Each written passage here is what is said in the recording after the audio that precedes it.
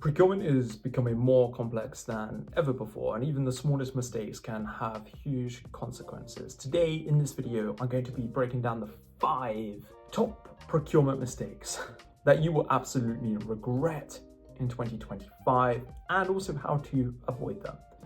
Let's dive into it. So, mistake number 1 is the over-reliance on manual processes. This one is probably my biggest frustration in procurement.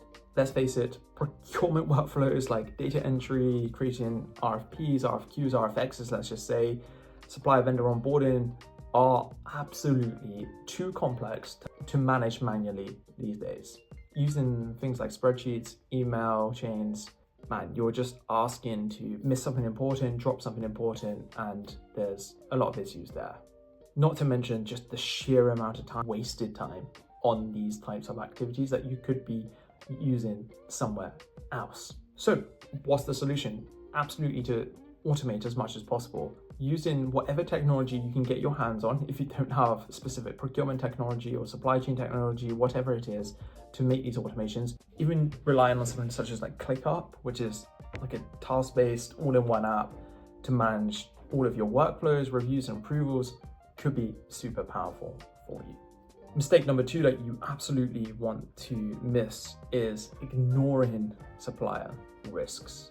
We've all seen it in the last, especially like the last 4 or 5 years, for anyone that's been in the space for that long, anyone who's just really got into procurement supply chain in the last couple of years, you may not have been burned too much by this just yet. But failing to identify risks, continuously monitor your supplier risk, which means constantly having data pulled in on every single vendor that you care the most about, so that you understand if they have a change in their financial stability, their cyber health, their organization structure, their sanctions, PEPs, things like that. It's a real big no-no, to be honest, because organizations are on the hook way more. We have more regulation in the space for things like data protection. I mean, actually, let's just leave it at data protection, because that's a nightmare, but also a godsend in many ways across Europe. We've also got the need for sustainability, tracking carbon footprints, all sorts of stuff that any kind of risk event that arises could cause you significant monetary damage, financial damage, reputational damage, and just in short, just leaves you in a very exposed position across your supply chain. And we really want to mitigate as much of that as possible. So to avoid this mistake, you absolutely want to figure out how to do more proactive risk management, moving away from the spreadsheet and only inputting data as stuff arises that you're made aware of, to actually having the data provided to you in advance in a form that you can easily digest. That would be my number 1 tip for you there. If you can't get a budget for technology to do that, even setting something up like Google Trends, Google Alerts on various topics related to your key vendors and suppliers could be a good stopgap. It's a plaster, but it will be better than nothing. Mistake number 3 that we want to miss is neglecting sustainability. We are absolutely seeing the impacts of climate change, global warming. There's obviously so much debate and political elements to this, but I think most people can accept that there is some changes. We've seen this recently with world events. Now, we need to be able to source goods from suppliers that have good reputations, that can provide the data you need. So if you are specifically focused on reducing the carbon footprint in your supply chain, that they can feed into that data, or we can use technology providers to source that data for us and then provide those results to you. Mistake number 4 is the failure to act on all of that rich procurement data that you have at your disposal. I see mounds of opportunities, let's call it a treasure cove of absolute gold, because when you're engaging with your suppliers, whether it's pre-signature or post-signature, so all the activities before you sign the contract and all the activities after you've signed the contract, you are absolutely getting the opportunity to find new little bits to leverage with them, whether it's new savings, new partnership opportunities, new innovation.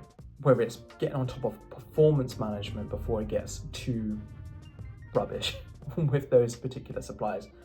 Data is your best friend here, and if you're not using it proactively and you're just sat on heaps of data that's really not doing anything for you, it's not powering proactive workflows that are started or triggered based on all of this data, so we can automate a lot more of this kind of proactive work, you're definitely missing out. And that's where I try and spend more time, is how do we take this data and how do we do more with it without a human having to go in, look for it all? Can we use certain data points and thresholds to start automated workflows for maybe performance management, risk management, and things like that? The next one, mistake number 5 that you absolutely want to avoid, is missing key contract dates. And this could be obligations, deliverables, this could be KPIs, SLAs, service credits linked to those SLAs, or more importantly, the renewal expiration element of contracts. Because if you start getting this wrong, you're going to miss out on savings, because you're not going to be able to negotiate the best deal as you come up to the expiry of the contract, especially if you want a longer term contract with, say, your SaaS vendors and things like that. You may get auto renewed into a deal, a term of a contract that you no longer wanted, or you might realize that actually your supplier hasn't been delivering everything that they needed to. They haven't provided the right levels of service to the right percentage of usage, or whatever it is, right? There's so many things you need to be aware of. And this gets really hard, because imagine if you had to have a separate spreadsheet tab for every single one of your contracts. We need to get smarter. And the best way to do that is absolutely having something like a CLM, a contract tech platform that takes this data and does everything I've just mentioned for you. So to recap, what are these 5 mistakes that we want to avoid in 2025? They are over-relying on manual processes, ignoring supplier risks, ignoring sustainability if it's an agenda within your organization, failing to act on all of that procurement data and supply data and things like that that you have at your disposal. And then the last one is missing critical and key contract dates for a variety of different things that will mean that your suppliers, your vendors, your partners really aren't performing the way in which you need them to do. If you have any other tips, any other mistakes that you're trying to avoid in 2025, drop them in the comments below. And before you go, check out this video here. It's all about pre and post signature contract management. A lot of the stuff I kind of mentioned just now, you can actually deal with it if you have a contract management hat on at all times whilst you are carrying out your procurement work. I'll see you soon. Goodbye.